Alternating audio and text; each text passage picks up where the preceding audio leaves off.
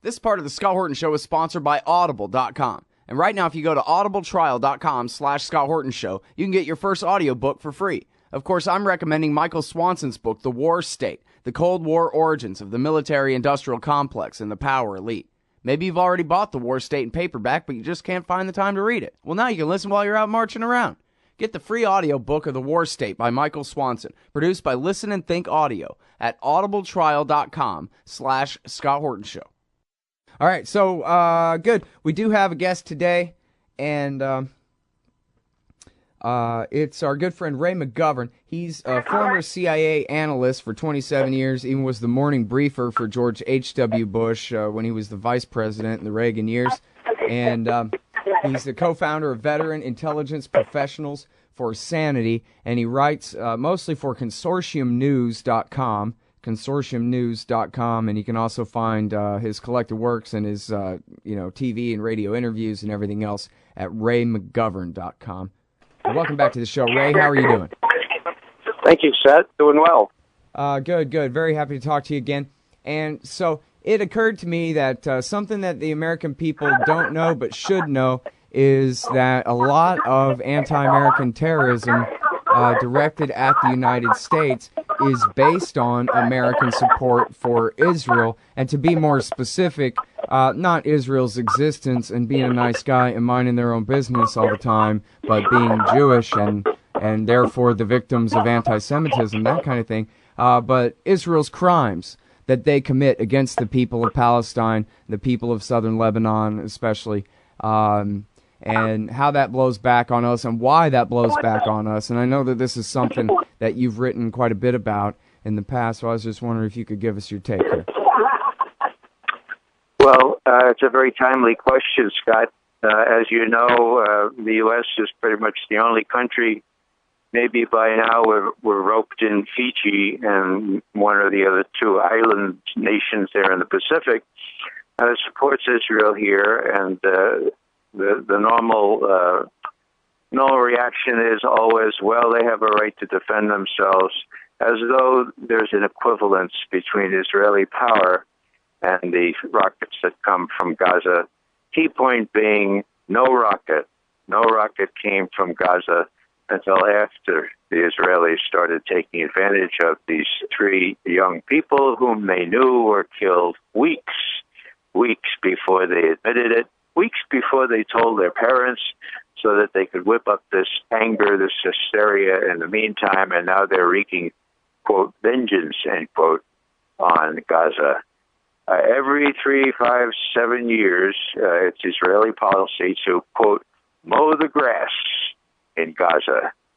That's how they look at it. So when we're talking about other blowback, and we're talking about really important things, 9/11 happened, I believe, mostly because Khalid Sheikh Mohammed and Osama bin Laden, and those people were fed up with us on two grounds. One was our occupation, really, our troop presence in the holy sites there in Saudi Arabia. Another was our support for Israel, our one-sided support for Israel.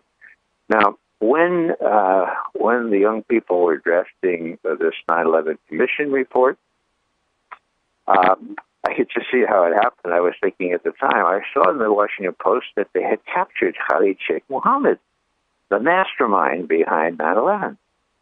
And so the thought occurred to me, as it did to those young people. They said, well, hey, let's see. I mean, he's the mastermind. Let's ask him why he did it, right? Okay. So they went to the CIA and said, can we ask him why he did it? Yeah, well, we'll ask for you. They came back. And unless you're really careful in reading the commission report, you miss it. It's one sentence, and it's on page 147 for anybody who's interested. And it says, well, background is Khalid Sheikh Mohammed has a degree in engineering from the University of North Carolina in Greensboro. So these young people writing all this up said, well, he must have had an affair of the heart, or somebody must have called him a raghead. He must have had a really bad experience here in the United States. That's why he hates us. Well, guess what? That's not what Khalid Sheikh Mohammed said. What he said was, quote, well, this is what the report says. by his own account, Khalid Sheikh Mohammed was motivated not by any bad experience he had as a student in the United States, but by his own admission, he was motivated by his hatred for U.S. policy favoring Israel. That's a direct quote. I memorized the sentence. Now, if the mastermind of 9/11 admitted that he was motivated mostly by his hatred for this one-sided support by the U.S. for Israel, that means something. And you know what, Scott? I think that's why we never hear anything more from Khalid Sheikh Mohammed, who sits in Guantanamo, incommunicado, and why he wasn't tried in New York, because as he might be asked why he did it, and he might say the same thing, which is not publishable by the New York Times or anybody else. Israel gets a free pass. And these days, it's particularly intense. There's a large reason why we suffer so many calamities from terrorists. Now, one of the things that struck me just this week was Angela Merkel. You know, she's really in an awkward position. You know why? Because she doesn't like being treated like a vessel, or like Thomas Drake called the BND, the German service, an appendage. The German word is Anhänger, okay? Hanger-on, okay? She doesn't like to be treated like a hanger-on since World War II, where she's a vassal of the United States. But she says intelligence cooperation will not be harmed by these recent revelations to U.S. spies there. Why? Because we need each other so much. We're enmeshed to such a degree that we need the U.S. Why? Because of the terrorists. So let me give you an instant analysis here. It's a great deal, Scott. Yeah. You fly all these drones, you do all this carnage, right? And you let the Israelis do it. You create all these terrorists, and then you get Germany bound to you. I'm sorry, Ray. We gotta go out to this break. We'll be right back, everybody, with Ray McGovern. Just a sec.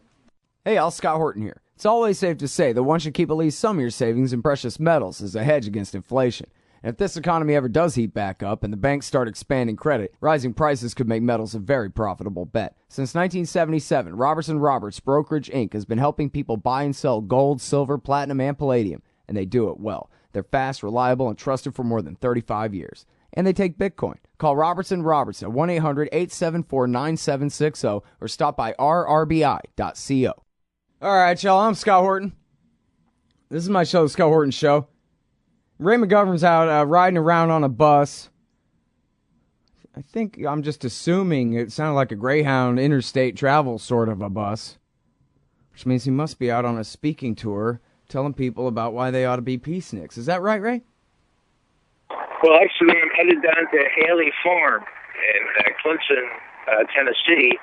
The Children's Defense Fund has me down there doing some speaking and just learning from people like James Lawson and other real famous people from the Southern Civil Rights Movement. Hopefully I'll learn something about nonviolent resistance and we can apply it to the anti-war movement going on now. Great. Yeah, you're always up to something good. I know that. All right. So we're talking about American support for Israel, American support for Israel's wrongs, and it's that motivation in the terrorists who attack us. Now, Ray, I got to say here that, well, I mean, I'm not for any entangling alliance with anybody. But if anybody picks a fight with me because I'm friends with somebody, then screw them. Then I'll fight them, right? But the problem is, if it's my friend that's in the wrong, that's picking the fight all the time, then I'm probably better off trying to just solve the problem rather than letting only my loyalty to my friend take over and go ahead and fight his battle for him kind of thing. Of course, I'm not very much of a tough guy in the first place, so it's not a perfect analogy. But I think, what's going on here is, people might say, well, what do you want to do? Negotiate with terrorists? So Bin Laden doesn't like it if we support Israel. Screw him. I agree with that. Whatever, he wants doesn't matter to me. It's just that what, all the I don't know about the people, but all the governments of the region for a generation now have been willing to accept the existence of Israel. It's just the occupation that they're against. And in bin Laden's day in the 90s, leading up to 9/11, it was the occupation of southern Lebanon as well. So it's not that these are excuses for what they do, and it's not that I want to, negotiate with evil and let them tell me what ought to be done or whatever. It's just that we shouldn't be supporting Israel's criminality in the first place, and that's exactly what it is. If you look at Mohammed Atta and bin Laden, both focus on Operation Grapes of Wrath in southern Lebanon, and the Qana massacre. I guess bin Laden cited the Qana massacre. They say that Atta filled out his last will and testament, which is like signing up for the army basically on their side, a day or two before the Qana massacre, the first Qana massacre, the 96 one. But this featured for both of them very important in bin Laden's declaration of war and Atta's decision to sign up to work with him. So seems like the American people deserve a chance to know this stuff, They do, and they don't get to know it because it's kept out of the press. There are a couple of really vivid examples of things that Americans don't know. One has to do with Fallujah, which is, in my view, the epitome of shame of America. We know that in early April of 2004, four of those Blackwater folks took the wrong turn and ended up in Fallujah, where they were actually killed and dragged through the streets. And that led to a lot of grief on the part of the Marines that were sent in there unprepared and killed, and then they pulled it off because the election was coming in. But when the election came in November, there were massive reprisal raids on Fallujah. And in Fallujah now, there's a very high incidence of infant abnormalities and all manner of other illnesses. Well, how did it all start? It all started in the late part of March when Sheikh Yassin, the spiritual leader of Hamas, was slain in Gaza by Israeli planes, okay? Or a bomb, I forget exactly how. Now, he was sort of, a crippled, blind, old guy in a wheelchair, and they did him in. Now, what happened next? Well, those Blackwater people, 2 weeks later, went astray there in Fallujah. And what happens to them, I already told you. Guess what? The trucks that were pulling the bodies of these Blackwater types, guess what the signs on the trucks were? I'll tell you. The Sheikh Yassin Revenge Brigade. There were placards in all the stores. We know this because some of the reporters there told us. It didn't hit the news. So this was a direct reprisal, a direct revenge attack for the killing of Sheikh Yassin. And as I say, what happened in Fallujah subsequently, the Marines going there in April and then coming back in November after, it's shameful what happened there with the depleted uranium, with the white phosphorus, with the birth defects that are happening there now. One other example, which you mentioned, is General Petraeus. Now, we know that he had presidential ambitions, and we know that some of the movers and shakers had approached him.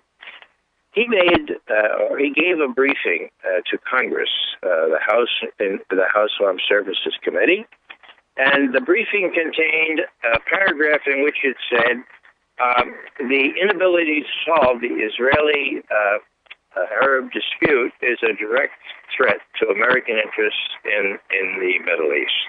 Now, that doesn't sound so damning, does it? But everyone knows why there's inability there, because Israel doesn't want such an agreement. Well, guess what? When he testified, he spoke from his prepared remarks, but he omitted that section. But my friend James Morris out there in L.A. didn't know that he omitted the section, so he sent them an email saying, "Attaboy, way to go. Finally, people are saying how important the Israeli factor is in all this." Guess what? Petraeus answers his email, but he leaves the thread. And the thread reveals that he was being criticized by the Israel lobby. He wrote an email to Max Booth, who is Israel lobby par excellence, Max Boot, now being up with the Council of Foreign Relations, used to be head of the op-ed department of the Wall Street Journal. He says, look, Dave Petraeus, don't worry too much about it. I'm writing an op-ed here, and the title is, David Petraeus is not anti-Semitic. Petraeus comes back. Oh, but is that enough? I just had lunch with Elie Wiesel, and I'm going to be having dinner with some Holocaust survivors. Maybe I should mention that, Max Boot. No, relax, Dave. It's going to be okay. We can put this fire out. Just don't talk about Israel being making, indirectly at least, a strategic threat to the United States in the Middle East anymore. So what happens? Petraeus is not real good at email. We know about that, email security. He leaves the thread on, and so James Morris, my friend out there in L.A., gets the whole 9 yards. What does it show? It shows incredible subservience. It shows incredible, slavery, really, to the notion that if he can be criticized by simply saying that the failure to resolve the Israel-Arab dispute is a threat to U.S. strategic presence in that area, if he's so afraid of that, that speaks volumes. Because as we know, the Congress and the press are dominated by people who feel that they cannot criticize Israel, even when it's committing war crimes, as it is as we speak now in Gaza. Well, and especially when think of the context of this criticism, when he says, you pointed out the softness of the language as it's written there, but what he's saying is, you're getting my guys killed. American Army guys are getting dead over there because of resentment that comes in part from this policy. And so that's the issue that he's willing to stumble all over himself trying to take back and apologize for saying when it's the horrible truth, and it's continuing to happen. Yeah, it just is the horrible truth that cannot be spoken in polite circles in Congress or in the Washington Post or the New York Times. When I was started to learn a little bit more about the Middle East, when we came out very strongly against the abuse of intelligence prior to the Iraq War, I started talking about neocons and their influence on what we were doing there in Iraq. And I got criticized by some bloggers saying, McGovern, he's just using neocons as a code word for Jews. Yeah. And guess what? I was really taken aback by that, naive as I was. And so I made a list of what were the neocons I knew, and guess what percent were Jewish? 80%, okay? So what am I saying here? I'm saying that there's a disproportionate amount of people making our policy toward the Middle East in the State Department, and I'm sad to say, in the CIA, who are either straight-out Zionists, are related or Jewish extraction, and that's very, very sinister. Here's a trade secret. When I came into the CIA as an analyst in 1963, I dealt a lot with the Arab-Israeli branch, and guess what? There were no Jewish people there. And, me being a liberal, I said, really? Why is that? They said, well, it's by design. And I said, wow, that's not American. You can't do that, And they looked at me and they said, look, would you want to be in the Irish branch and have to try to make that honest critique of the Irish Republican Army vis-a-vis the British authorities? Would you like to be put in that position? I said, no, hell no. They said, well, we don't want to put any Jewish nationalists or Jewish Zionists in that position. We think it's better not to have any folks that have grown up with tales of the Holocaust and all that kind of thing. So that's how it was then. Now, most of them are, there are Israeli flags in some of the branches. Can you believe that? Yeah, well, and it's funny, too, because, I don't know, all the Jews that I know hate Israel. And are completely sick and tired of some of America's best critics of Israeli policy are Jews, and mostly liberals, but not all. And so it's not all about that. I mean, you look at John Bolton; he's a lifelong, Goldwaterite type, and It seems like more of a right-wing nationalist consensus and a born-again Christian consensus and a military-industrial complex consensus. But, I mean, your point obviously is taken, too. It is important that I think Jim Loeb explained to me that Paul Wolfowitz's parents were killed, or his grandparents and uncles were killed in the Holocaust, that kind of thing. So, obviously that is very important, and that could skew. I mean, this is why Reagan and Bush Sr. kept these guys, unfortunately hacking little kids to death in El Salvador, but kept them away from Middle East policy. They were the crazies in the basement, right? And they weren't allowed to mess around with the Middle East back then until Junior came to town and put them in the highest George position. H.W. Bush kept them. He couldn't get rid of them because he would face an outcry from rightist Republicans, but he kept them in positions where they could not do major damage. Let me tell you just a little thing about my own personal experience. In the mid-'70s, there was real troubles in Northern Ireland, okay? And I was the Deputy National Intelligence Officer, which is a community-wide role in charge of Western Europe. I was deathly afraid that the director would come down and say, Ray, you know a lot about Ireland, you know a lot about Europe, and we want you to be the analyst for what's going on in Northern Ireland. And I would have had to say, Scott, no way will I do that. You don't want me to do that. There's no way I can forget the tales that my grandmother told me about what she suffered from the English landlords and so on. I couldn't possibly, no way can I do that. So this is why it's important. You need objective folks, and there aren't many around.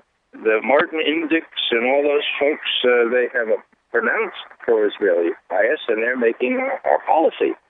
One thing that is sort of the proof in the pudding here, I don't think anybody in their right mind will suggest that, I guess it's up to 150 Gazans killed now, to 0 Israelis, that there's some sort of equivalence there. But instead of decrying this, our Congress, as I understand it, on Friday, voted overwhelmingly to support the Israeli attacks on Gaza.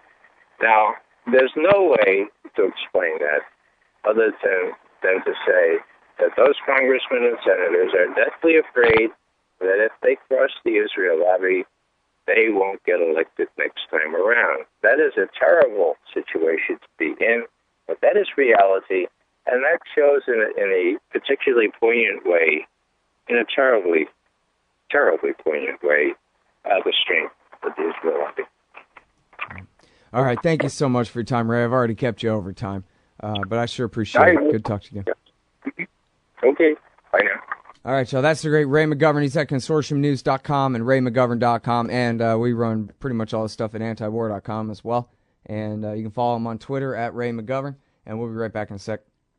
Oh, John Kerry's Mideast peace talks have gone nowhere.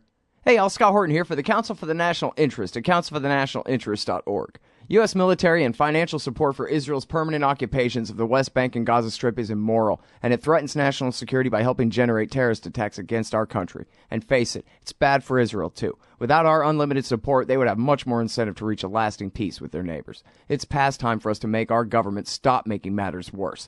Help support CNI at councilforthenationalinterest.org.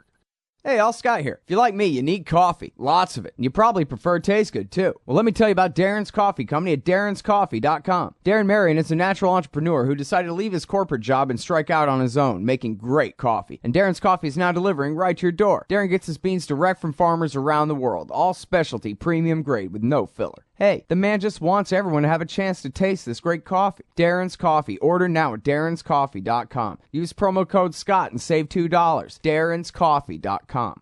Hey, y'all, Scott Horton here for wallstreetwindow.com. Mike Swanson knows his stuff. He made a killing running his own hedge fund and always gets out of the stock market before the government-generated bubbles pop. Which is, by the way, what he's doing right now, selling all his stocks and betting on gold and commodities. Sign up at wallstreetwindow.com and get real-time updates from Mike on all his market moves. It's hard to know how to protect your savings and earn a good return in an economy like this. Mike Swanson can help. Follow along on paper and see for yourself. wallstreetwindow.com.